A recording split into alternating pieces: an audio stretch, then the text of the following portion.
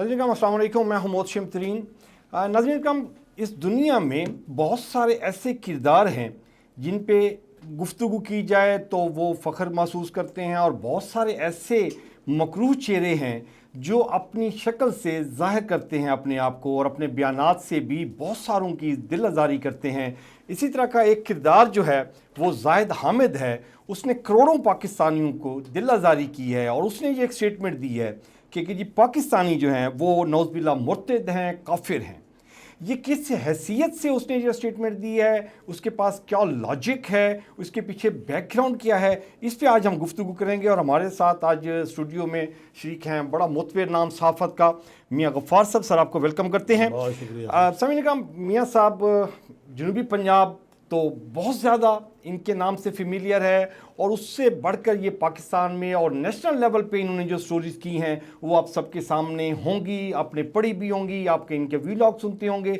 और इनकी difference opinion जो है वो इतनी वैलिड होती है कि जी आप 100 जर्नलिस्ट बिठा दें और उनके साथ आप कहेंगे कि जी ये आपकी 100 बंदों की ये राय है और एक मियाँ साहब की ये राय है, तो वो एक्सेप्ट करते हैं कि जी ठीक है जी, हम एक ही लाइन पे, लगी बदी लाइनों पे सोच रहे थे, जबकि मियाँ साहब ने एक डिफरेंट डायरेक्शन हमें दी है, और ये इनका क्रेडिट है और ये इनकी अचीवमेंट्स है जो ये ओन भी करते हैं। सर, आपको वेलकम करते हैं। बहुत शुक्रिया। सर, ये किरदार जो है, ये मकरूह चेहरे ऐसे ऑल ऑफ अ सडन उठाते हैं या कोई डोर इनकी हिलाता है? ये शख्स बहुत ही मकरूह किरदार का हामिल है। इसका असल नाम है जैद ज़मान वल्द हामिद ज़मान। अभी ये जैद हामिद बन गया।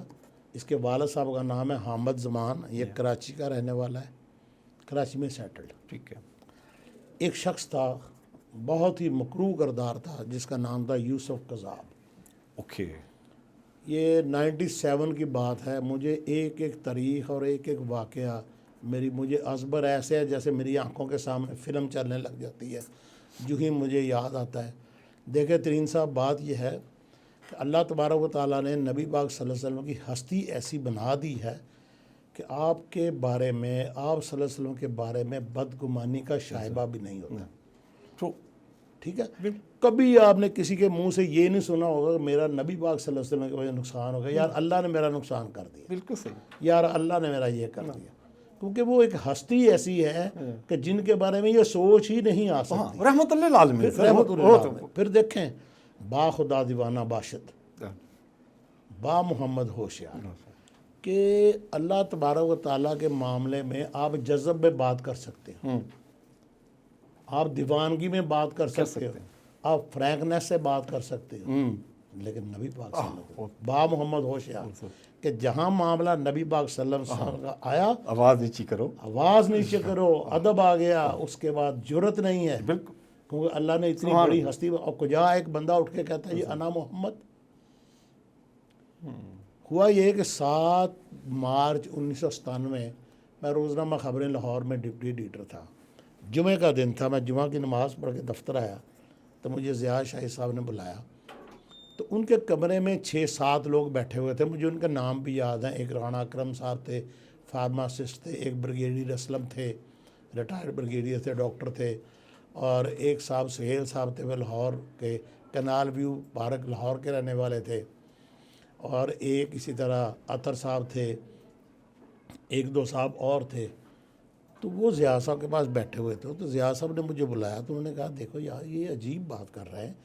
कोई बंदा है जो कि ना रहता है इधर लाहौर में ही, और वो ख़ुद को नौज़ बिल्ला खाकम बदहन, ख़ुद को वो पैगम्बर और नबी कहता है, और नबी पाक सल्लल्लाहु अलैहि वसल्लम की वो कहता है, और दावा करता है कि रूह उनके जिस्म के अंदर आ गई है। यानी उसके मकरूह जिस्म के अंदर दुनिया की सबसे तैयब तरीन जो रूह है वो आ गई है। मैंने कहा सर ये कैसे हो सकता है, मुमकिन है? मियाँ साहब कहने लगे, मुझे ज़िया साहब कहने लगे, मियाँ साहब इतनी एहतियात से इस पर काम करो, देखो अगर ये बात गलत हम साबित ना कर सके तो फिर इस दफ्तर को भी आग लगेगी और हम भी सारे मारे जाएंगे। सेंसिटिव इशू था। मैं उन बंदों को लेकर अपने कमरे में आ गया। तकरीबन उन्होंने मुझे मवाद भी दिया। वो बंदा एक अखबार में एक सिंगल कॉलम आता है जो एडिटोरियल के साथ, सदारी के साथ, जिसमें मजहबी बातें होती हैं, वो भी लिखा करता था। तो वो बड़ी मुबहम और बड़ी ना जूम यानी तहरीरें उसकी होती थी। अच्छा, उसने जनाब अपना कुछ उसकी केस्टें भी थी। एक केसट जो कि एक मस्जिद है, ये यतीम खाने में है, थाना मिल्लत पारा की हदूद में। उस मस्जिद का नाम है बैतुर रज़ा। बैतुर रज़ा में उसने खुतबा जुमा दिया, जिसकी रिकॉर्डिंग मौजूद थी। रिकॉर्डिंग में उसने कहा कि अच्छा, उस मस्जिद में खुतबा जुमा में कोई 70-80 बंदे ही बैठे, छोटी सी मस्जिद ही, इतनी बड़ी मस्जिद नहीं थी, 100 बंदे होंगे। तो उसने दावा किया कि इस वक्त इस महफिल में 100 सहाबा कराम मौजूद हैं। अब 100 ही वहाँ बंदे हैं और 100 ही उसने सहाबा कराम करार दे दिए। तो जहाँ सहाबा कराम होंगे वहाँ उनका आका भी तो होगा। उसने इस तरह बड़ी, ये मैं एक जुमले में जो बात कर रहा हूँ, उसने बड़ी घुमा फिरा के घेर घार के उसने वो बात की। यानी कि वो ख़ुद को कहता था कि अना मोहम्मद, मेरे अंदर नबी पाक सल्लल्लाहु अलैहि वसल्लम की रूह आ गई है। मैंने उनसे तय किया कि जी मैं शाम को आपके घर आ जाऊंगा, मैं सारा रिकॉर्ड देखूंगा।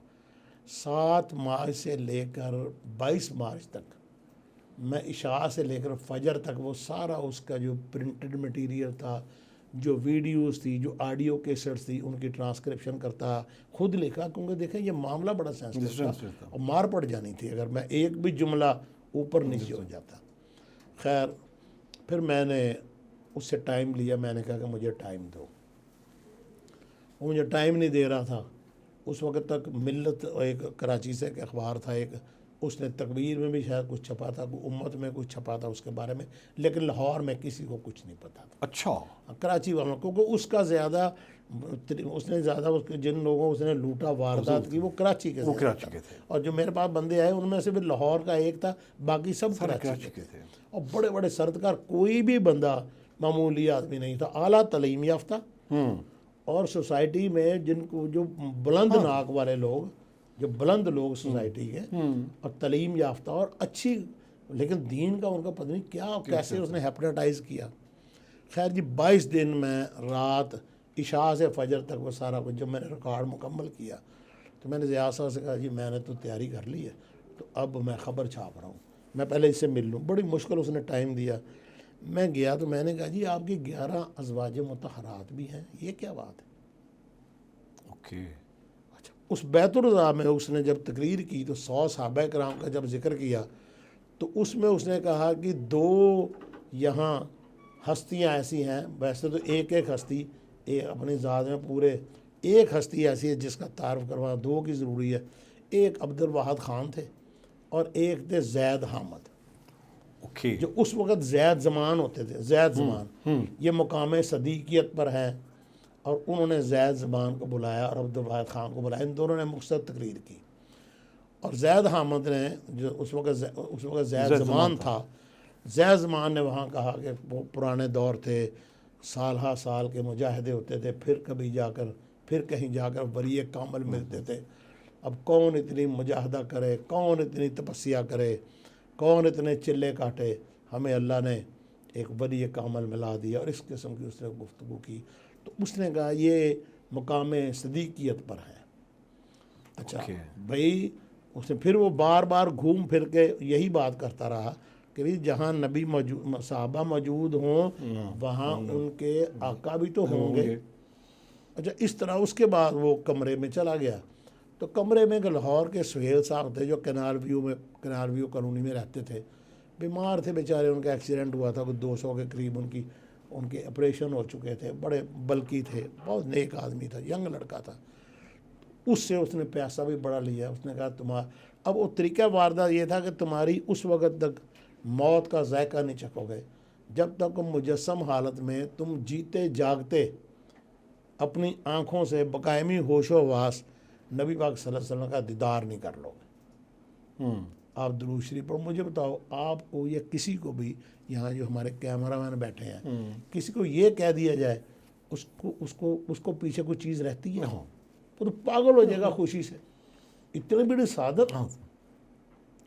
अब फिर कमरे में उसको ले गया सुहेल साहब को। अब कमरे में उसको आंखें बंद करो, लाइट बंद कर दी, लाइट बंद करवा दी, आंखें बंद करवा दी, दुरूद शरीफ पढ़ो कसरत से, बुलंद आवाज़ में। पहले भी 8-10 दिन उसको दुरूद शरीफ, दुरूद इब्राहिमी पढ़ाया। उसके बाद उसे कहा आहिस्ता आहिस्ता आंखें खोलो। उसने आंखें खोली तो कहने लगा अना मोहम्मद। उसने इधर उधर देखा, कमरे में और कोई नहीं था, एक सुहेल था और एक वो बंदा था। तो अना मोहम्मद, तो बस इसको राज रखना है, वक्त आने पर इसको अफशा करना है, और आप ग़ज़वा हिंद में मेरे अवलीन सिपाहियों में से होंगे, और आज के बाद आपने बस इसको कंट्रोल रखना है और ये करना है। फलां कुछ हदायत दी। वो बंदा बाहर गया तो वो उखड़ गया। उस यंग लड़के ने जो 33-34 साल का था, उसने तहकीकात शुरू कर दी, लोगों से रब्ते शुरू कर दिए। उसने सबको इकट्ठा किया, लाहौर लेके आया। वो लाहौर में बड़े बड़े मीडिया हाउसेस के पास वो बंदे गए। उन्होंने घंटों मीडिया हाउसेस के मालकान का इंतज़ार किया, लेकिन किसी ने कहा भाई ये सेंसिटिव इशू है, हम नहीं छेड़ेंगे। जो बड़े बड़े अखबार थे, तो मैं समझता हूँ कि हमारे जैसे एक आम आदमी के नसीब में ये शहादत लिखी हुई थी, बड़ी ब्लेसिंग है जी। तो मुझे याद है कि एक मरतबा मैं रोज़नामा साहब का एडिटर था, यूसुफ कज़ाब को सज़ाए मौत हो चुकी थी, जेल में मार दिया गया था। तो मुझे मुफ्ती निज़ामुद्दीन शामज़ई, बहुत बड़े आलम दीन थे बनूरी टाउन के, वो मुझे मिलने के लिए आए। हालांकि मेरी तो शनाख्त ही नहीं थी, कहीं मुल्तान आए तो मुझे आज भी जो बड़े खूबसूरत दराज कद और नूर के नूरानी चेहरा मुझे मिलने आए, तो मुझे कहने लगे वो आपने वो केस लड़ा था? मैंने कहा जी लड़ा था। मुझे उन्हें एक सवाल किया जो बड़ा अजीब था। उन्होंने मुझे कहा कि आपके ख़ानदान में कोई बुज़ुर्ग थे? मैंने कहा जी मेरे पड़नाना जो है वो आलम दीन थे होशियारपुर में, और उनका ख़ासे उनके शागिर्द थे, बहुत सा उनका मदरसा था जिसमें बहुत से लोग पढ़े हुए हैं और नेक बहुत है, उनके बारे में हम यही सुनते। कहते बस फिर कोई इनकी दुआ कोई लगी है आपको कि अल्लाह ताला ने सादत आपको दी, बस सादत ही है। सादत ही है सर, इतनी सारी कम्युनिटी में देखें ना, ये एक बंदे को चुन लेना, ये इससे बड़ी ब्लेसिंग और क्या। मैं जब इससे इंटरव्यू करने के लिए पहुंचा, मैंने कहा इसका मौक़िफ़ लूँ, देखिए मौक़िफ़ के बगैर मज़ा नहीं आता। तो बड़ी मुश्किल से मुझे इसने टाइम दिया। उसके बाद मुझे कहने लगा, गेट पे मेरी तलाशी हुई, पेन तक निकाल के रख दिया, कागज़ भी रख लिया, मेरा पर्स भी रख लिया कि जी कोई चीज़ अंदर नहीं जाएगी, सिर्फ आप तलाशी लेके अंदर गए। खैर अंदर ये चेले चांटे बैठे हुए थे, तो मैंने मुख्तलिफ सवाल किए। तो मैंने कहा जी आपकी अज़वाज मुताहरात के बारे में बड़ी बात है कि बाप ने 11 फिगर भी 11 कहने लगा। उसने जी एक दराज खोला, दराज में से एक फ़ाइल उतार के उठाई, निकाली और मेज़ पे रख दी। उसने कहा जी ये कराची, लाहौर और इस्लामाबाद के मुख्तलिफ डॉक्टर्स की राय है। जब मुझे खलीफा आज़म बनाया गया, वो मुझे उसने नहीं कहा कि मैं नौज़ुबिल्लाह नबी हूँ, मुझे ने कहा मैं खिलाफत उज़्मा मेरे पास है, इस वक्त दुनिया की खिलाफत उज़्मा मेरे पास है। मैंने कहा ये तो मैंने पहली मरतबा सुना। कहना एक्चुअली नबूवत ख़त्म हो गई, कहना और खिलाफत उज़्मा जो है वह चल रही है, इस वक्त मेरे पास है। तो मैंने कहा ठीक है।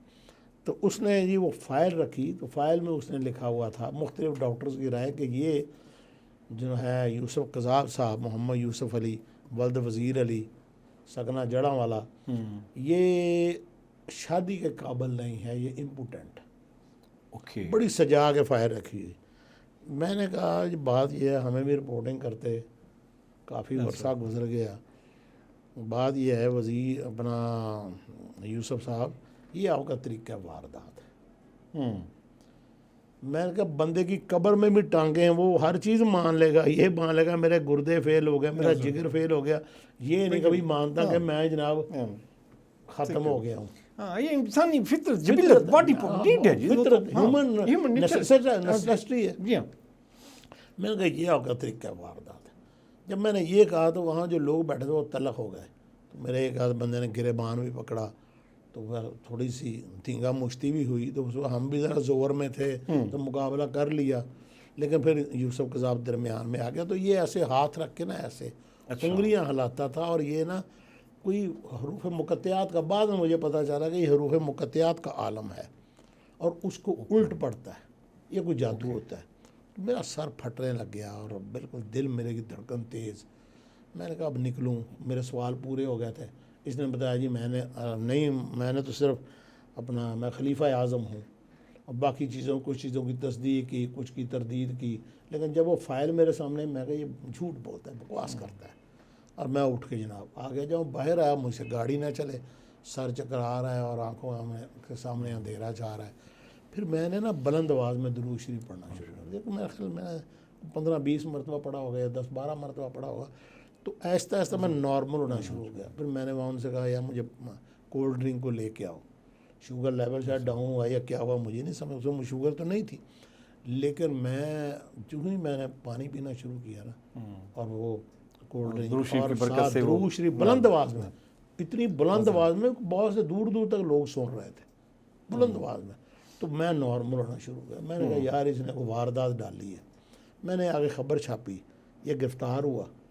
उसके बाद मेजर मुबशर थे, एसपी दामाद थे रफ़ीक तारड़ साहब के जो साबिक़ सदर थे, तो उन्होंने इस पर इन्वेस्टिगेशन करके इस पे 295C का मुकदमा उसी थाना मिल्लत बारग में, जहाँ बैतुर्रज़ा में इसने कहा था कि 100 सहाबा कराम मौजूद है मस्जिद बैतुर्रज़ा, वही मुकदमा दर्ज हो गया। 295C का मुकदमा दर्ज करवाना बड़ा मुश्किल काम होता है।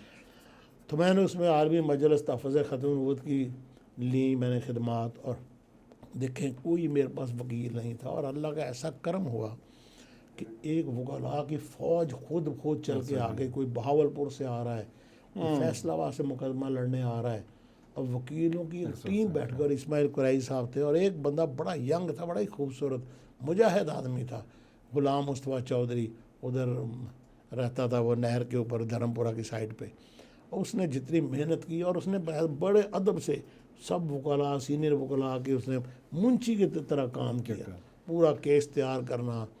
हुआ ये, अल्लाह बस माफ़ करे, हुआ ये कि इन्होंने 2 साल केस नहीं लगने दिया।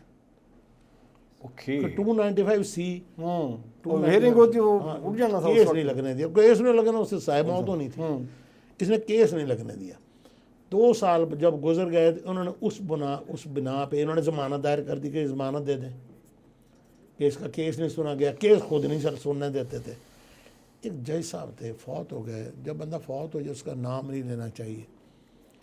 मुझे किसी ने बताया कि उन्होंने 40 लाख में डील की है किसी वकील साहब के ज़रिए, और इसकी ज़मानत हो रही है। उस वक्त 40 लाख भी बहुत बड़ी रकम, आप समझ लेंगे जी। मैं कानों को हाथ लगाता हूँ, मैं अल्लाह से डर के ये बात कहता हूँ, मेरे मालिक का ना देखे, मेरे मालिक ने जो मुकाम नबी पाक सल्लल्लाहु अलैहि वसल्लम को दिया वो किसी को नहीं, उनका नाम अपने साथ रखा। बिल्कुल सही, हाँ, उनका नाम अपने नाम के साथ नहीं किया। ये एजाज़ किसी के पास नहीं, किसी के पास नहीं। ठीक है, वो जनाब हुआ ये अल्टीमेट, हमने ख़बर भी छाप दी। हुआ ये कि एक दिन एक फ़रा खगा साहबा थी PRO शेख ज़ायद हॉस्पिटल लाहौर की, तो एक शादी भी उन्होंने ज़िया शाही साहब से कहा कि एक ख़तून आपसे मिलना चाहती, 2 मिनट दे। वो ख़तून आई, उसने कहा जी मेरा नाम तैयबा है। तैयबा, उसने कहा जी वो मेरे खामद को आपने जेल करवाई हुई है, तो अगर आप चंद दिन खबर ना छापें तो हम उसको ज़मानत करवा के उसको पाकिस्तान से बाहर ले जाएंगे। ओके, ज़िया साहब कहते कौन आपका खामद, मैं नहीं समझा। तैयबा मैं नहीं जानता। उसने कहा जी वो यूसुफ जिसको आपने जेल करवाई हुई है। देखें हर बंदा फौत हो, हर बंदे ने मर जाना, हमने भी एक दिन चले जाना है। ज़िया शाहिद को मैं क्रेडिट देता हूँ कि ज़िया शाहिद उसी वक्त शादी से नगर मुझे कहना है कहाँ हो, फौरी तौर पे मेरे घर पहुँचो। मैं उनके घर गया, उन्होंने मुझे सारी कहानी बताई और कहा ख़बर छापो ताकि ज़मानत ना हो। खबर हमने छापी, इसके बावजूद ज़मानत हो गई उसी जज साहब ने, उसी जज। और जैसे अदालत में ड्रामे करते हैं जज, वो जज ने कहा, वकील थी को मुफ्ती एडवोकेट जनरल असिस्टेंट एडवोकेट, उससे कहा कि आपको तो इस ज़मानत की मुखालफत करनी चाहिए, आप इसके हक़ में क्यों बोल रहे हैं, किसके कहने पे? उसके मुंह से एब्रप्टली निकल गया, सर आपके कहने पे। कहता व्हाट नॉनसेंस, आप क्या कह रही हैं? इसके बावजूद ज़मानत ले ली। और उस ज़मानत लेने के चंद दिन के बाद मार रोड पे उसी जज के बेटे को गोलियां लगी, और उसी जज का बेटा 4 करोड़ रुपए में लंदन के करामवेल अस्पताल से इलाज करवा के आया। वो पैसे बराबर 11 गुना 10 गुना वसूल हो गया। हाँ जी। उसके बाद उनकी फैक्ट्री थी एक कंगनपुर में टेक्सटाइल की, उसको आग लग गई और हर चीज़ जल के खाकस्तर हो गई। फिर वो जज साहब, मैं नाम नहीं लेना चाहता, अल्लाह हर एक का पर्दा रखे, वो जज साहब अदालत से रुसवा होकर निकले। देखो चैलेंज उसने किसको किया था? कि फिर वो रसवाई महबूब तो हस्ती है जी, उसने- अल्लाह रसवाई तो पाक उन्होंने अपने मुकद्दर में लिख ली ना जी। लिख रसवाई तो उन्होंने खुद लिखी, अपने हाथों से लिखी, दस्तखत किए उस पर। हम उसके खिलाफ सुप्रीम कोर्ट में गए तो सुप्रीम कोर्ट ने कहा ज़मानत बरकरार रखी। तो सुप्रीम कोर्ट ने कहा जी कि ये 6 महीने में फ़ैसला करो। सेशन जज लाहौर थे मियाँ जहांगीर परवेज़, डेली की बुनियाद पर केस लग गया। ओके इस बंदे का 22 दिन बयान चलता रहा मुलज़म का, 22 दिन लगातार, और 4-4 घंटे डेली। ओके उसने अपने बयान के दौरान एक एग्जिबिट डीएल अदालत को दिया। उसने कहा जी ये सर्टिफिकेट है मेरा, और ये सर्टिफिकेट मुझे खलीफा आज़म बनाया गया है। अच्छा, वो सर्टिफिकेट कहाँ का था? कंपोज था कंप्यूटर का। ओके, वो किसी अथॉरिटी की तरफ से नहीं था? अथॉरिटी मैं अब क्या करूं, नबी पाक सल्लल्लाहु अलैहि वसल्लम की तरफ से। हाँ जी, मतलब हम अगर मतलब जाए ना सर रिलीजन बेस पे, तो नबी पाक सल्लल्लाहु अलैहि वसल्लम के बाद खुलफा राशिदीन थे, फिर गौस है, कुतुब है, शेख है अब्दुल्ला, ये तो इस्लाम है। उसने पूरा सिलसिला जोड़ा ना, बड़ा तवील। अच्छा आखिर जी उन्होंने फलां को दिया, फलां को दिया, फिर अब्दुल्ला शाह गाजी ने मुझे बुला के मुझे दिया, इस किस्म की अच्छा अच्छा, वो लगवियात, फर्जी है, छोड़ो, लगवियात, फर्जी कहानियाँ। ओके ओके वो जनाब जज साहब ने उसको एग्जिबिट डीएल करवा के ना उसको कहा कि अब सारे अगर 11 गवाह भोग चुके थे, मैं भी 10वां या 9वां गवाह था। तो मुझसे पूछा जज साहब ने, बाकी सब ने कहा ये, इन्होंने हमें कहा अना मोहम्मद। जब मेरी बारी आई जज साहब ने कहा आपने क्या? मैंने कहा जी मुझे तो उन्होंने कहा मैं खलीफा आज़म हूँ। अब मेरी गवाही, मेरा बयान और उसके अपने बयानात मिल गए मिल गया। कि जो मैंने खलीफा आज़म का लफ्ज़ इस्तेमाल किया, बाद में आखिरी में मैं उस पर जिरा होनी थी ना, उसका बयान चल रहा था, उसके बयान में उसने बता दिया कि मैं खलीफा आज़म हूँ। तो जज साहब ने फैसले में लिखा कि गवाह नंबर 9 मियाँ गफ़ार अहमद ने जो बात कही उसकी तस्दीक इसने कर दी अज खुद। खैर जी, किस्सा मुख्तसर ये तो बहुत लंबी कहानी, मैं कई घंटों की बयान कर सकता हूँ। मैंने कोई किताब नहीं सामने रखी है, आपके सामने नहीं, माशाल्लाह, मेरे मेमोरी दिमाग आपकी। में दिमाग अल्लाह ताला ने पूरी रिकॉर्डिंग कर दी है ना। एक लम्हे हैं आपके। ये मामला उस हस्ती का है, हमारा नहीं है। बिल्कुल सही, बिल्कुल। उसके बाद जी वो अपना देखें अब क्या हुआ, फैसले की डेट अनाउंस होगी, वो आए ना। अल्लाह कहता है, हज़रत मूसा अलैहिस्सलाम के से मंसूब एक वाक़या है कि अल्लाह ताला कहता है कि मैंने जिसका नुकसान करना हो उसका जहन उल्टा देता हूँ। वो कहता है इसमें मेरा फ़ायदा है, होता उसमें उसका नुकसान। अल्लाह है ना। बिल्कुल बिल्कुल। अच्छा, अब हुआ क्या, 2002 की 31 जुलाई पेशी थी हुक्म की, फैसले की, ये नहीं आता था। जज साहब ने कहा कि आप ऐसा करें, दरख्वास्त दें, और जज साहब ने 5 अगस्त की पेशी डाल दी। देखें अल्लाह कैसे पर्दा डालता है कि उनके 23-24 वकील सबके दिमाग मेरे मालिक ने बंद कर दिए। उस हस्ती का फैसला है, उस हस्ती के फैसले का किसका फैसला, किसकी मजाल है, कौन बोल सकता है, कौन पर मार सकता है। अब ये होता है, हम 1 तारीख को दरख्वास्त देते हैं, 2 को उस दरख्वास्त में बहस होती है। अब चूंकि उसकी ज़मानत सुप्रीम कोर्ट ने ली हुई है, लिहाजा ज़मानत तो कैंसिल नहीं हो सकती, लिहाजा ज़मानती मुचलके कैंसिल हो सकते हैं। अगर किसी के ज़मानती मुचलके कैंसिल हो जाए ना, तो उसको गिरफ्तार करके नए मुचलके तक वो गिरफ्तार हो।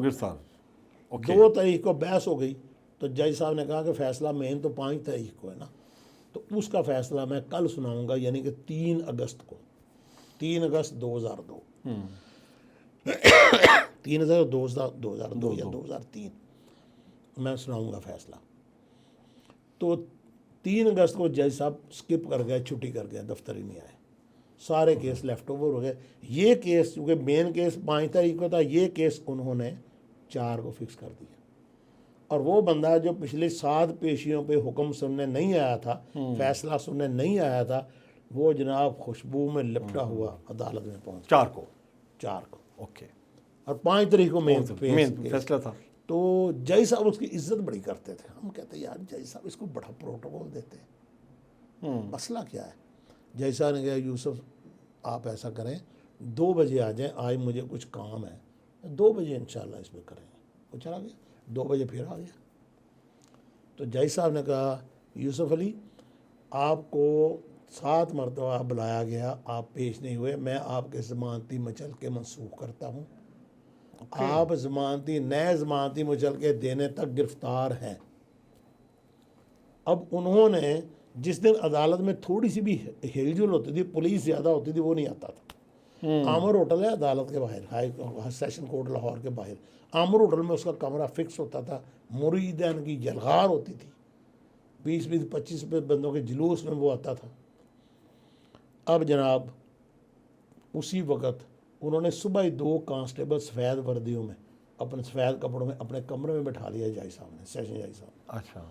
जब उन्होंने कहा मैं आपके ज़मानती में चल के मनसूख करता हूँ, अमले से कहा बाहर से कुंडी लगा दो, अंदर से भी कुंडी लगा दो अदालत की। बाहर से वो कुंडी लगा के बाहर ताला लगा दिया उसने, वो जो उनका सिक्योरिटी गार्ड जो भी था, अंदर से कुंडी लगा दो। वकील पड़ गए उसके, 32 वकील मारने लग गए। अमले पे भी उन्हें हाथ उठाए, ठुड्डे मारे, लेकिन उनका एलमंद को कमाल था, वो छलांग मार के उसके ऊपर बैठ गया और उसने उसको हिलने नहीं दिया। इस दौरान दोनों सिपाही आ गए, उन्होंने उसके, अब वहाँ हथकड़ी नहीं थी। और जज साहब ने अंदर जो कपड़े लटके होते हैं नमाज पढ़ने के लिए, उन्होंने अपनी शलवार में से आज़ार बंद निकाल के दिया, उससे उसके हाथ पीछे बांधे और उसी वक्त वायरलेस चल गई। एसपी आ गया, उन्होंने कहा इसको जेल ले जाओ। उन्होंने कहा क्या बात है, कल की तो बात है, ज़मानती में चल ले आओ, कल चले जाओ, कल वैसे भी फैसला भी है। अब 2 बजे ज़मानती में चल के पूरे देखे ताज़ा तरीन फ़र्द निकलवानी होती है, ये तो कम से कम भी 3, 4, 5 घंटे का प्रोसेस। उस वक्त तक वो सारा प्रोसेस खत्म हो जाना था और अदालत का वक्त खत्म हो जाना था। जेल ले गए। दूसरे दिन जज साहब रात को दफ्तर ही बैठे रहे। उन्होंने हाई कोर्ट से कंपोज़र मंगवा लिए, टाइपिस्ट, तेज़ स्पीड, केस वो साथ साथ कच्चा लिखते रहे साथ साथ। उन्होंने रात को मगरब की नमाज के बाद ना पूरी सिक्योरिटी लगा दी हाई कोर्ट सेशन कोर्ट में, और रात को उन्होंने केस लिखवाना शुरू किया इशा के वक्त। और तकरीबन कोई 3:15 बजे उन्होंने उसकी सज़ाए मौत पे दस्तखत कर दिया, और 30-35 साल सज़ाए कैद और सज़ाए मौत दस्तखत किए। फिर वुज़ू किया तो कहने लगे टाइम क्या है, तो किसी ने कहा ये तहज्जुद का टाइम है और फजर से पहले का टाइम है। तो जज साहब कहने लगे नबी पाक सल्लल्लाहु अलैहि वसल्लम की वलादत का टाइम है, मेरा फ़ैसला दुरुस्त। सुभान अल्लाह। और उन्होंने जनाब 8 बजे सुबह एसपी को पाबंद किया कि सुबह 8 बजे के 3 मिनट पे वो अदालत के बाहर हो। जज भी बाहर खड़े थे, दूसरे जज, और रात सारी वो फैसला लिखवाते रहे, बैठे रहे। सुबह उन्होंने 8 बजे के 3 मिनट में इसको सजाए मौत दे के जेल भेज दिया। फिर अपील जानी थी, कहाँ जानी, और जेल में एक मुजाहिद ने उसको कत्ल कर दिया, और जिसने कत्ल किया वो 2 मुकदमात में जेल में था, अल्लाह ने उसको दोनों मुकदमात कत्ल के माफ़ कर दिए। जब मैं उससे मिला, मैंने कहा यार ये बताओ कि तुम्हारे जो कत्ल हैं 2, तुम्हारी देखा अल्लाह सेलेक्ट, मैंने कहा तुम्हारी सिलेक्शन कैसी हुई, मुझे समझ नहीं। हाफिज़ कुरान था, हाफिज़ तारक। मैंने कहा ये बताओ कि तुम्हारे कत्ल इरादतन थे या कसदन थे, यानी तुम्हारे प्लानिंग के तहत कत्ल या इत्तफाकिया था। कहने लगा ये दुश्मनी थी मेरी ग्वाल मंडी में, तो दोनों मरतबा मुखालफिन हमला करने आए, तो मैं ओट में एक दीवार की ओट में खड़ा हो गया, मैंने जवाबी फायरिंग की तो एक बंदा मर गया, दूसरी मरतबा फिर आए, दूसरी मरतबा इस तरह मर गया, इस तरह मुझसे 2 कत्ल। मैं कहा बस फिर तेरी सिलेक्शन ठीक हुई है, वरना अगर तू कातल होता तो तेरी इस काम के लिए सिलेक्शन नहीं होती। तो वो किस तरह उसका जिस्म से काला स्याह खून निकलने लग गया जब वो मरा जेल में, और अंदाज़ा नहीं, जिस वो मरा 150-200 कैदी वहाँ मौजूद था, किसी ने गवाही नहीं दी, और बंदा बरी हो गया। जेल के अंदर कोड़ लग, ये मियाँ फ़ारूक नज़ीर जो सुपरिटेंडेंट जेल IG जेल खाना जाता है, ये उस वक्त सुपरिटेंडेंट जेल थे। तो ये जैद हामिद ने अपना नाम तब्दील करके, क्योंकि इसके वालिद साहब का नाम था हामिद ज़मान, तो इसने जैद ज़मान से अपना नाम जैद हामिद रख दिया। और उस वक्त में मेरी जो किताब लिखी उसमें जैद ज़मान ही लिखा हुआ। बाद में इसने अपने आप को डिस्गाइज़ किया, ये गायब हो गया, बहुत अरसा मंजर से गायब रहा। अब ये यूसुफ कज़ाब की जो थ्योरी थी उसको लेके चला हुआ है, वो गज़वा हिंद की, गज़वा हिंद। अब देखें गज़वा हिंद है, अगर वो गज़वा है वो तो आर्मी ने लड़नी है ना, फौज। एक सिविलियन का क्या काम है कि वो गज़वा की बात करे, वो क्या चूरन बेच रहा है। देखें बात ये है कि बिल्कुल नबी पाक सल्लल्लाहु अलैहि वसल्लम का फरमान है गज़वा हिंद, तो भी वो तो हमारी आर्मी ने लड़नी है। इसने ये कौन सी ट्रेनिंग याफ्ता, ये कौन सा तजर्बा है, ये कौन सा जंगी माहिर बन गया। मेरी वालदा कहती होती थी, अल्लाह उन्हें गरीब रहमत करे, पंजाबी में टिपिकल एक जुमला उनका होता, पुत्र जेदी ज़बान चलती है 10 हथ चलते। इसकी जुबान चलती है, जुबान भी तो सर और यहाँ से नीचे कुछ भी नहीं, टके का आदमी नहीं, एक टका भी मैं ज़्यादा लगा रहा हूँ इसका। और मुझे ये नहीं, मुझे उन लोगों पे हैरानगी है जो इसको सुनते हैं और जो इसको बुलाते हैं। अच्छा सर, ये बेसिकली तो इसकी कोई आप, क्योंकि काफ़ी सारी इस पर पूरी किताब भी आप लिख चुके हैं यूसुफ रज़ा पे, तो ये इसके साथ कैसे लिंक हुआ? ज़ाहिद हामिद मतलब उसमें अपने जरासीम थे, वो एक झूठा था, इसने कहा कि मैं भी झूठा हूँ, मेरे में जो, तो साथ मिलके तो हम कोई लंबी गेम प्लान करते हैं। वो कहते हैं माया को माया मिले कर कर लंबे हाथ, वो भी फ्रॉडिया था, वो भी फ्रॉडिया लोगों से औरतें अपने जेवर उतार उतार के उसमें फेंकती थी। और मैं तो इतना कुछ जानता हूँ, इतना कुछ बता सकता हूँ उसकी अखलाकियात के हवाले से, उस मरदूद की। देखे उसको जड़ा मारा लेके गए, उसकी डेड बॉडी को वहाँ लोगों ने दफन नहीं होने दिया, उसका लाहौर ले आए, लाहौर में दफन नहीं होने दिया, उसको इस्लामाबाद में गालबन क्रिश्चियंस के कब्रिस्तान में चोरी से दफनाया गया। उसको आज तक किसी को उसकी कब्र का नहीं पता, शायद कोई चेलों चांटों को पता हो, लेकिन ये देखें ज़िल्लत तो फिर मुकद्दम में लिख दी। कौन है? मैंने वही बात यहाँ से शुरू की थी, बा खुदा दीवाना बाशद बा मोहम्मद होशियार, नबी पाक सल्लल्लाहु अलैहि वसल्लम के मामले में जज़ब में बात नहीं हो सकी थी। कोई ये नहीं कह सकता कि उस वक्त मैं जी जज़ब की कैफियत में था, मैं जी फ़लाँ कैफियत, कोई कैफियत नहीं, वहाँ कोई कैफियत नहीं चलती, वहाँ तो बुलंद आवाज़ नहीं चलती, हुजूर हुक्म है स्पेशल सर कि आवाज़ नीची रखो, आवाज़ नीची हुक्म है। और जो हज़रत उमर फारूक की आवाज़ बहुत बुलंद थी ना, तो हज़रत उमर फारूक गरजदार थी, वो उसके बाद वो मस्जिद में आना छोड़ गए कि कहीं मेरा ईमान गारत ना हो जाए। ठीक है। अच्छा सर, ये जो अभी जो इसने जो स्टेटमेंट दी है, ये बेगैरती इसने की है, ये ग़ज़वा हिंद वाले में जब ये करता है तो इसमें बहुत सारे फैक्टर्स को रोल प्ले करना चाहिए। नंबर वन, गवर्नमेंट को, स्टेट को रोल प्ले करना चाहिए कि ये किधर बैठ के तो नौजवान नस्ल को गुमराह कर रहे हैं ना सर। एक साइड पे हम पीका एक्ट लेके आते हैं, सोशल मीडिया का डिजास्टर बताते हैं कि ये तबाही हो रही है, दूसरी साइड पे इस तरह के बंदे उठ के बकवास करते हैं कि ये मुर्तद है जी, ये हो गया वो हो गया। दूसरी साइड पे सर पॉलिटिकल भी नहीं कर रहे, रिलीजियस को करना चाहिए था, रिलीजियस भी नहीं कर रहे। फिर लॉ इन्फोर्समेंट वाली जो हमारी पुलिस है, आप रिलीजियस की तो बात ही ना करें। देखें, बहुत बड़ा नाम था, बहुत बड़े स्कॉलर थे, डॉक्टर गुलाम मुर्तज़ा मलिक, टीवी के ऊपर उनका नाम तूती बोलता था उनका। मुझे उन्होंने बुलाया, ओके, इसी में अच्छा, ये सऊदी अरब में रहता था ये, तो ये रोज़ा रसूल के ऊपर डॉक्टर गुलाम मुर्तज़ा मलिक बैठे हुए थे, तो ये वहाँ चला गया उनके पास, उनसे उनके चेला, और उन्हीं पहले उनका खिदमत गुजार बना, बाद में उनके लोगों से पैसे इसने बटोरने शुरू कर दिए ग़ज़वा हिंद के नाम पे। उन्हें कहने लगा एक दिन कि मुझे अभी मेरी तलबी हुई है, अब मुझे नबी पाक सल्लल्लाहु अलैहि वसल्लम ने हुक्म दिया है कि पाकिस्तान जाओ और ग़ज़वा हिंद की तैयारी करो। तो डॉक्टर गुलाम मुर्तज़ा मलिक ने कहा, बदबख्त, तू मस्जिद नबवी में बैठ के ये बात कर रहा है, अल्लाह, अरे हमें वो चाप की आवाज़ सुनाई नहीं दी और तुझे सुनाई दे दी, यहाँ बैठ के झूठ बोलता है। ये मैंने कहा सर, मैं आपका ये जो मौक़िफ़ है मैं छाप दूँ? कहने लगे नहीं, क्योंकि जो मैं जानता हूँ वो आप नहीं जानते, और मैं आपको डी ट्रैक नहीं करना चाहता। आप जिस ट्रैक पे लगे हुए आप ये हमें मौलवियों को छोड़ दो।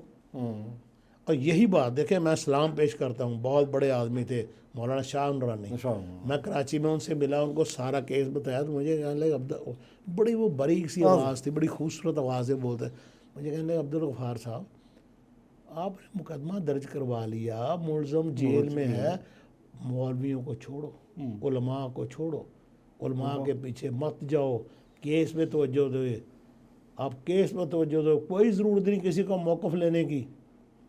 मैं खुदा की कसम आज तक उनके लिए दुआएं करता हूँ, सलूट करता हूँ कि उन्होंने मुझे ट्रैक पे चढ़ा दिया, क्योंकि मुझे बाकी लोग कहते थे कि यार ज़रा उलमाए कराम के भी ले लें। और मैं एक मियाँ उस्मान थे इछरा लाहौर के, MNA भी रहे हैं और वो काउंसलर थे, उन्होंने मुझे जब ये ख़बरें हमने छापी तो उन्होंने मुझे बुलाया कि उन्होंने कहा कि यार आपकी बात दुरुस्त है। मैंने कहा सर वो कैसे?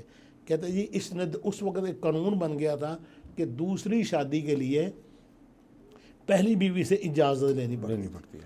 तो कह लें इसकी दरख्वास्त आई, मेरे पास पड़ी हुई है, इसकी दरख्वास्त आई कि मैं दूसरी शादी करना चाहता हूँ।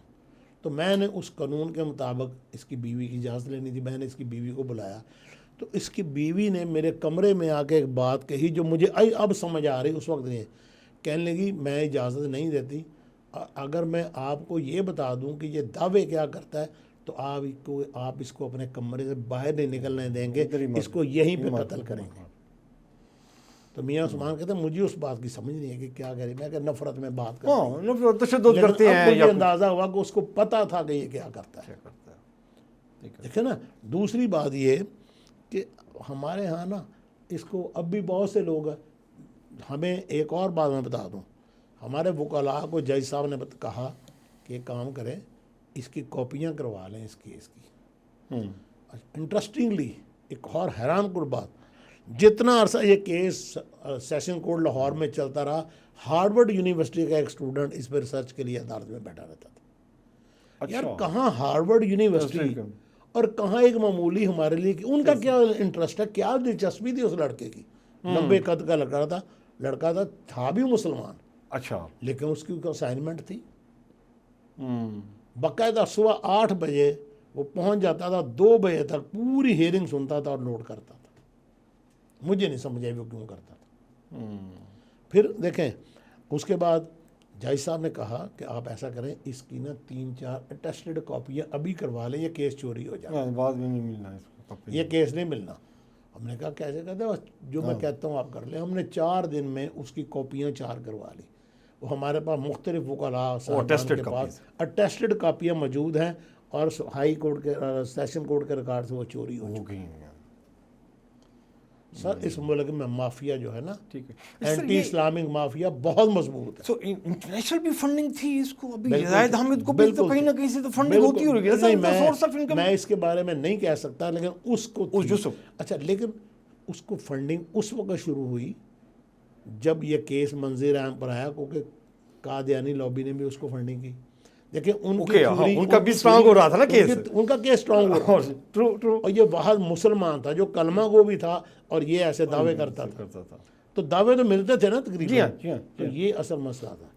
तो मैं देखें बात सुने तरीन साहब, मैं पिछले 20 साल से 2002 तक मैं ये केस लड़ता रहा हूँ। 23 साल से मैं बिल्कुल खामोश था। मैंने कहा बस ठीक है, मुझे अल्लाह ने एक सादत दे दी, मुझे ज़रूरत ही कोई नहीं, मैं खामोश। लोग बहुत सा एतराज़ करते थे मुझे, तो लोग कई कातिल भी कहते थे आप कातिल हो।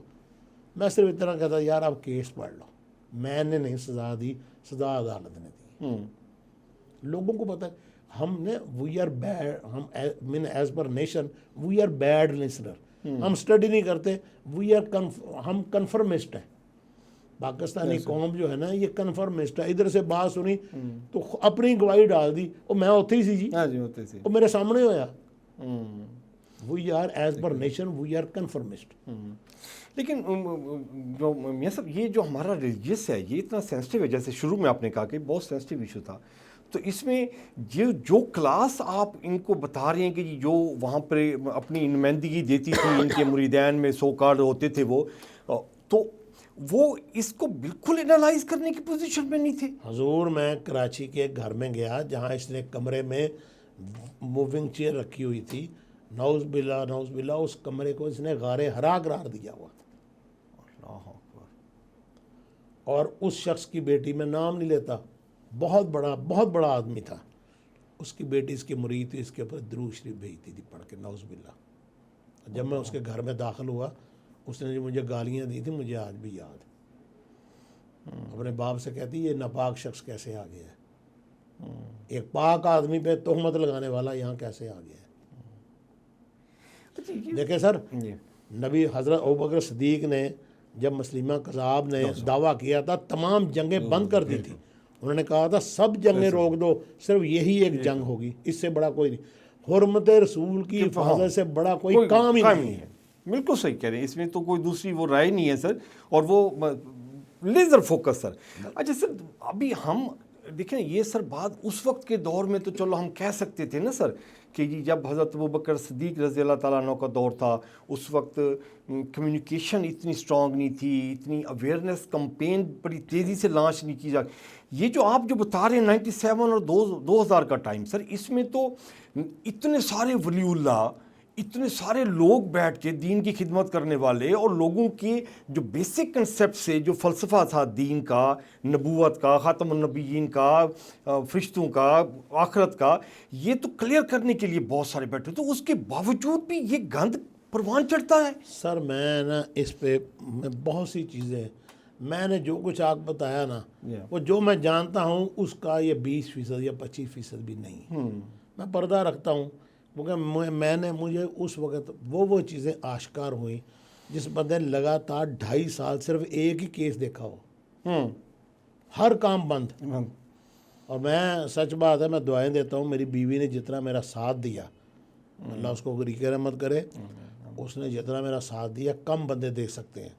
यकीन करना, मैं साई रात काम करता था, वो कभी चाय लेके आ रही है, कभी कोई चीज़ लेके आ रही है। फिर वो MA उर्दू थी, तो मैं कभी थक जाता था, मैं लेट जाता था, तो वो मैं बोलता जाता था, वो लिखती जाती थी, मैं बोलता जाता था, वो लिखती जाती थी। और उसने तो अल्लाह ताला से अजर, अल्लाह करे अल्लाह उसको अजर दे। तो सर ये कोई मामूली केस नहीं था। 97 से लेकर 2002 तक 5 साल ये चलता, उसको सज़ा हो गई, लेकिन हम इन टच रहे। जेल में भी हमने मालूमात रखी, हर जगह मालूमात रखी। अच्छा, हम मैं सब पॉलिटिकल फोर्सेस का जिक्र कर चुके, हम कर चुके रिलीजियस लीडर्स का भी कर चुके, हम लॉ इन्फोर्समेंट तो वैसे भी, जजेस का भी आपने बता दिया, एक जज कैसा था दूसरा कैसा था, दोनों का रुख था ना जी हमारे पास। तो मैं इसमें चाहूँगा कि जिस वक्त ये आप इसको केस पे काम कर रहे थे तो सिर्फ आप काम कर रहे थे, यानी कि आप और आपका इदारा था, ज़िया शाह साहब हो गए मरहूम, तो बाकी जो सलाट थी, बड़े नवाए वक्त भी था जी, बाकी जंग था, बहुत सारे थे। तो उस वक्त उस कम्युनिटी को के किरदार को आप कैसे देखते हैं? उनकी सपोर्ट थी, वो नेगेटिव थे या वो न्यूट्रल थे? नहीं, जंग ने खबर छापी थी, जो अदालत की कार्रवाई थी ना, जिसमें उसकी ज़मानत हुई थी, तो उसमें ये खबर जंग ने, जब रियाज शाकर साहब थे, फौत हो गए, अल्लाह गरीक़ रहमत करे और इसका उन्हें अजर दे, उन्होंने छापी थी। जो मुफ्ती साहबा थी ना, असिस्टेंट एडवोकेट जनरल, उन्होंने जज साहब ने सवाल किया कि आप को तो बतौर सरकारी वकील इस ज़मानत की मुखालफत करनी चाहिए, अब किसके कहने पे कर रहे हैं? तो उसने कहा ये आपके कहने पे।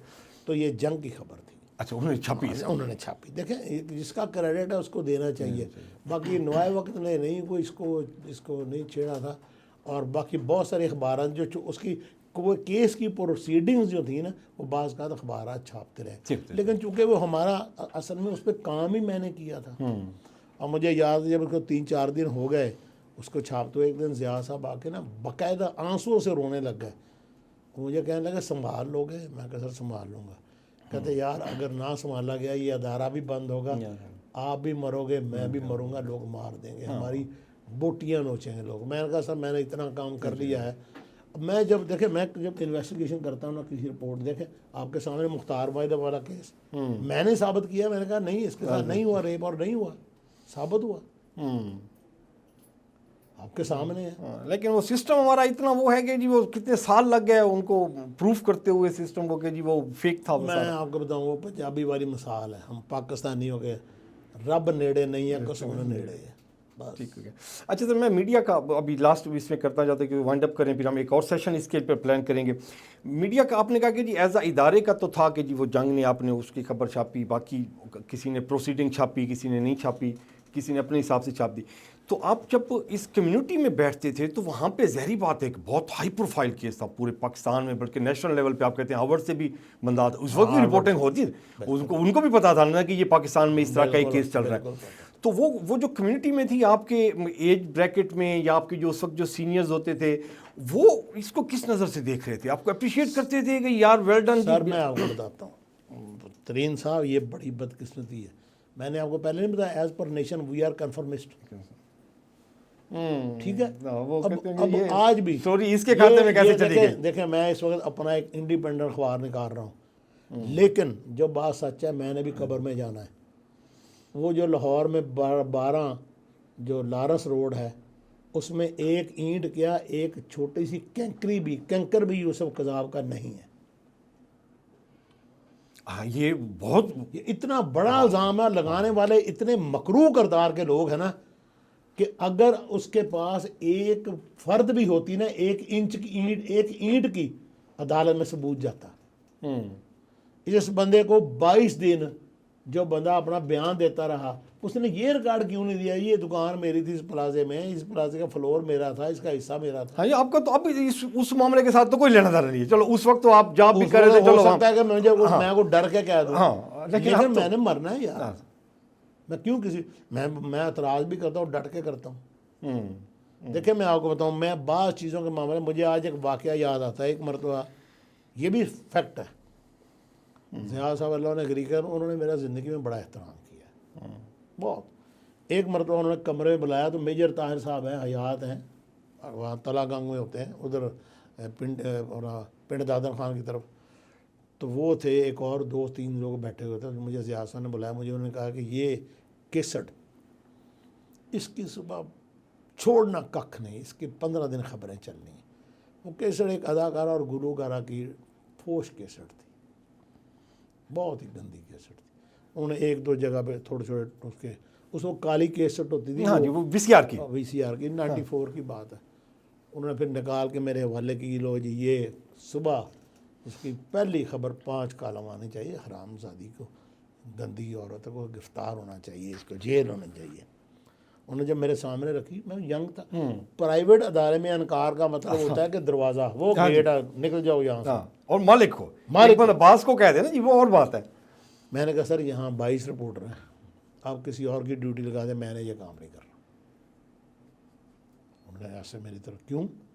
मैं कहा सर बात ये है, अभी ये केसट देखी होगी 2-4 बंदों ने, जब मैंने सुबह खबर छापनी है तो ये 2-4 लाख ने देखनी है, हज़ार रुपये में इसकी किराए पे बिकनी है ये, और फिर जो अनगिनत गुनाह मेरे खाते में जाने हैं ना सर, मैं वो बोझ नहीं उठा सकता। हालांकि उस वक्त जवानी में ये एहसास नहीं होता, लेकिन मुझे कुदरत नहीं, ये मैं नहीं कहता कोई नहीं, वो अल्लाह की तरफ से ही था ये सर। ये सारे ये जो माहौल आता है अल्लाह बनाता है, कैसे बनाता है मुझे नहीं पता। लोग एतराज़ करते थे, काश एतराज़ करने वाले जाके केस ही पढ़ लेते। अच्छा, कुछ लोगों ने जो वाकई जिन्होंने एतराज़ किया, मैंने कहा सर केस तो पढ़ लें। उन्होंने केस पढ़ा तो उन्होंने मेरे हाथ चूमे, उन्होंने कहा यार तू सच्चा था, हमें तो मिसगाइडेड थे। अच्छा, और मुझे एक बात का दुख ज़रूर है कि ज़िया साहब पता नहीं बाद में इस मामले में डिफेंसिव रहे, उन्हें खुल के खेलना चाहिए था। ओके, तो प्रॉब्लम ये था, खेलने वाला कोई नहीं था, मैं छोड़ गया था, मामला तो सारे मेरे पास थे, डिफेंस तो मैंने करना था, और किसी ने केस नहीं किया तो डिफेंस क्या करता। और फिर कोई इतना बड़ा जिगरे वाला भी तो ज़िया साहब जो थे ना, अपने सिपाही मरवाने में ज़िया साहब अपनी फौजें आप ही मरवा, अपनी डी में अक्सर आप ही गोल कर देते। सर बहुत शुक्रिया सर। हम एक रिक्वेस्ट करेंगे कि इस तरह के एक सेशन एक और भी हो जाए, और जो बाकी चीज़ें हैं इस पर मज़ीद अपडेट भी हम चाहेंगे कि जी इस पर, क्योंकि इस तरह के किरदार जो है ना जी, ये बेनकाब होने चाहिए। माशरे में लोगों को पता होना चाहिए कि जी इन लोगों की हिस्ट्री क्या थी, किसके साथ ये नत्थी रहे हैं, अब जाके ये गज़वा हिंद को जाके ये प्रोजेक्ट करने के लिए आ रहे हैं। सऊदीया में भी आप बता रहे थे कि ये इसी बेस पे जाके वो अरेस्ट भी रहा है, अरेस्ट हुआ, बाद में छुड़वाया उसको। देखें सर, बात बताऊँ क्या है, बात सिर्फ इतनी सी है कि लोगों को पता होना चाहिए। मैं देखें आज मैं 22-23 साल के बाद इस इशू पे बोल रहा हूँ, सही। हालांकि मैं तो प्रोग्राम वसेब 2006 में कर रहा था, वसेब टीवी पे, मैं न्यूज़ 1 पे करता हूँ, मैं चाहता तो कर सकता था।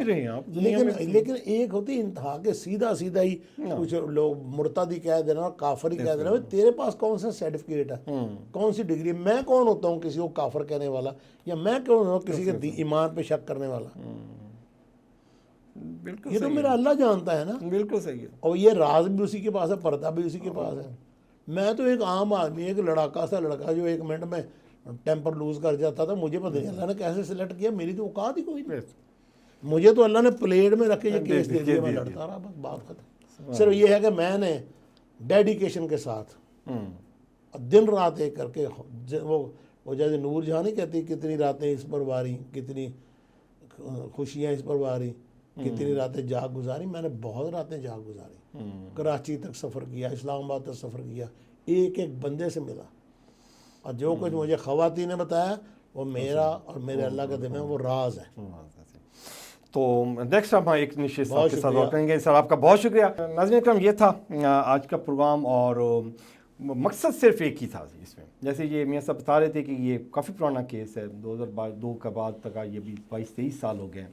तो इस पर गुफ्तगू इसलिए कर रहे हैं कि जिस तरह के जो मकरूह चेहरे हैं, जिनके किरदार मकरूह हैं, जिनके साथ लोग नत्थी, जिनकी हिस्ट्री बड़ी गंदी है, तो वो अगर कोई बात करते हैं तो वो आप लोगों को उसका मालूम हो बैकग्राउंड। जो पहले वाले लोगों ने गलती की है, वो जो यूसुफ कज़ाब के चुंगल में फंस गए थे वहाँ पे, तो इसके चुंगल में फंस गए थे, तो वो हम लोग उस तरह के क्लियर पिक्चर्स हम लेके हम उसको देखें, और जब वो आ रहा हो तो फिर हम उसकी बातें पहले तो सुने नहीं, अगर सुने तो हमारे पहले माइंड में चीज़ें प्रिपेयर्ड हो चुकी होंगी, ये बकवास कर रहा है, ये बुलशिट है। इसकी बात को बिल्कुल भी वजन नहीं देना। अपना और अपने प्यारों के ख्याल रखिएगा जी। मोहसिन को इजाज़त दीजिए, अल्लाह ने के बाद।